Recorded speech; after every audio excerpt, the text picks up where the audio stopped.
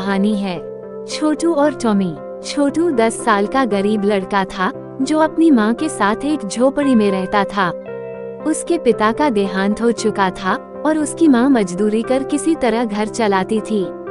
छोटू का सबसे अच्छा दोस्त था टॉमी, एक भूरे रंग का छोटा सा कुत्ता जिसे उसने सड़क से उठाया था। छोटू खुद भूखा रह सकता था, लेकिन टॉमी को कभी भूखा नहीं रहने देता। दोनों साथ खेलते, साथ सोते और एक दूसरे का दुख दर्द समझते। एक दिन छोटू की माँ बीमार पड़ गई। घर में खाने को कुछ भी नहीं था।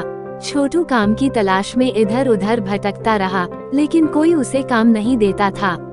भूख से बेहाल होकर वह एक दुकान के बाहर बैठ गया। टॉमी भी उसके पास था। तभी दुकान का मालिक बाहर आया और छोटू से बोला, अगर तुम मेरा सामान सही जगह पहुंचाओगे तो मैं तुम्हें खाना दूंगा। छोटू खुशी खुशी काम पर लग गया। उसने पूरे दिन मेहनत की और बदले में उसे कुछ रोटियां मिली। वो खुशी खुशी घर लौटा, लेकिन रास्ते में उसने देखा कि टॉमी बहुत कमजोर लग रहा था। छोटू ने बिना सोचे समझे अपनी रोटियां टॉमी को खिला दी। अगले दिन जब छोटू उठा तो उसने देखा कि टॉमी उसके पास नहीं था। वो इधर उधर खोजने लगा, लेकिन टॉमी कहीं नहीं मिला।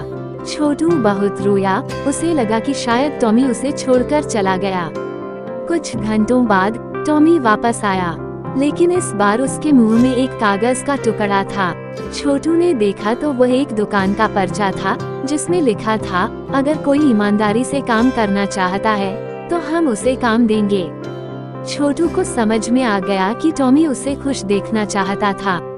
वो उस दुकान पर गया और वहाँ उसे स्थायी काम मिल गया। अब वो अपनी माँ और टॉमी दोनों का अच्छे से ख्याल रख सकता था। छोटू ने टॉमी को प्यार से गले लगाया और कहा, तू सिर्फ मेरा दोस्त नहीं, मेरा परिवार है।